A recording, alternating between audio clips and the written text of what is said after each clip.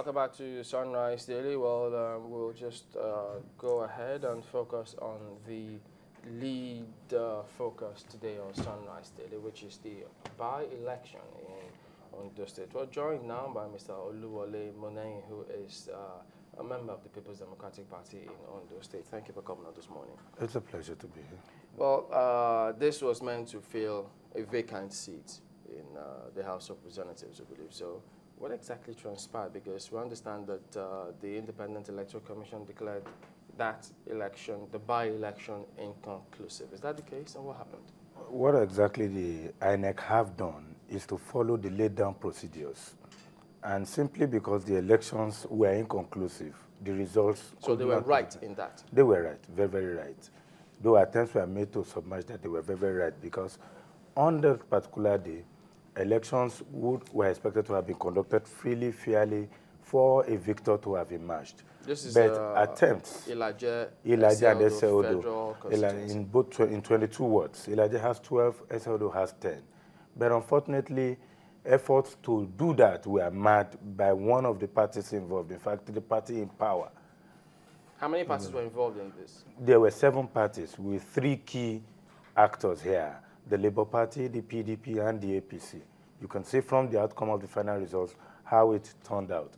But invariably, what we had was a situation in which places where the PDP were turning out to lead the Labour Party and its agents with obvious, overt evidences subverted the efforts of the INEC, the security, compromised the process. What's the evidence? I mean, how do you Well, of course, we do have these evidences. For example, in Agbala Olopemeji, as the voting were proceeding, what the Labour Party did were to snatch with their agents and took the ballot box into the forest. And you have this where? We have this evidence. We have these evidences. When they do contest it in the appropriate ambiances, we will bring it out to them. We also have that of Arugbo Ward 2, where one Mr. Ikwe Midwest met with some of the security agencies in their gunboat at about 9 a.m. And after that, they rode off. It was after that he was able to hijack all the materials that were meant for Arugbo Ward 2 in Ikpepe, in Aheri. Sorry, you mean all this happened? And and your supporters just watched them? Look, were we expected to engage them and bring about bloodshed to a large extent? I'm asking what we simply have, there are electoral procedures. If this kind of things happen, what we simply do is we proceed to the coalition centers and say, look, there was not this here, there was not this here, and because of this reason, INEC said they do have the right to have been able to carry out and be involved in the process. And if they have not had the opportunity to do that, and with the number available, then simply means that you cannot conclude an election. As it is right now, the Labour Party seems to have a slight lead of over 1,000, where we have over 8,000 votes still out there. They seem to, or they do, according to the commission. They seem to. No, my own lingua. INEC was very clear on that. Good. In the results that they announced at the moment. So we do have over 8,000, and at that point, if 8,000 people have been deprived... Let's check if this is correct, because INEC says there that Kolawole Akinjo of the Labour Party polled 23,926 votes, and then the PDP's candidate, Adewale Kukute, he's got 22,628 votes out of over 56 total valid votes cast. Is this correct? Is this the same thing? Yeah, that's what INEC has declared. INEC is the official declaration center that we have to follow for now, and we all have to agree with that, as much as we have to agree with the fact that they, also in their right senses, have said that this election is yet to be concluded. You're saying this because for the Labour Party, you're saying you agree with INEC because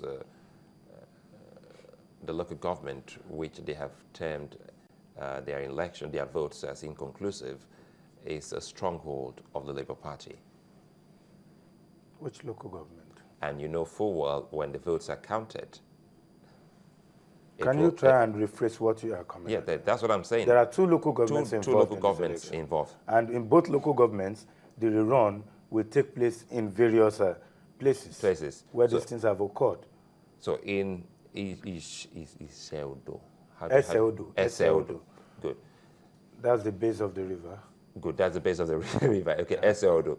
So the votes in Eseodo for the Labour Party, they say actually the PDP in your state is excited about it because you know full well that if they had gone ahead to collate the entire results, it would have gone the way of the Labour Party. That's your opinion. INEC has No, that's the opinion. No, that's the opinion of the Labour Party.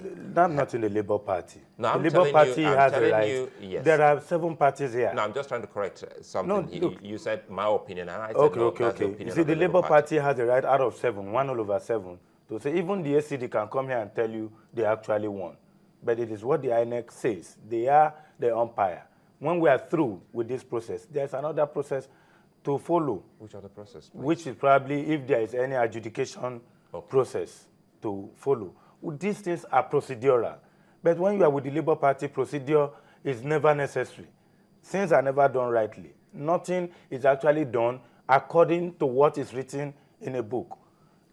Look, when we had... the same thing they said of the PDP while PDP was in position. So why is it always the same kind of scenario? Basically, the people saying in Labour Party today, we are then in PDP. If the PDP has a new aura today and they have left the PDP and they are now in a new party and that thing is still continuing, you would have known that they were the disease in the PDP then and they are actually the disease on their own right now. I beg your pardon. Sorry, the language, I'm not being from those kind of languages. Okay, you see, when I say a disease, there was a problem that was identified as being in the PDP.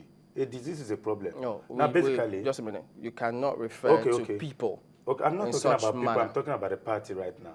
So if these challenges were in the PDP, and then this PDP is now one that has not been seen. We have conducted 3 elections. There was a by-election, a rerun election rather, in 2010, and then there was a general election in 2011, and there was a gubernatorial election in 2012.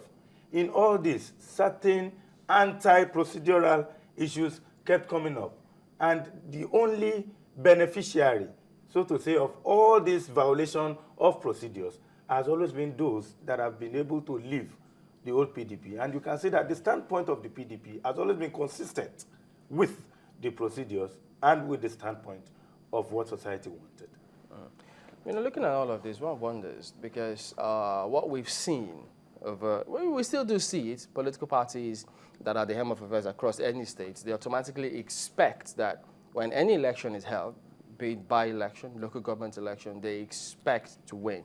The same thing for the PDP while that was the case. So has that mentality changed, or do you think it's an abnormal mentality? When there is a government in power, that government is popular.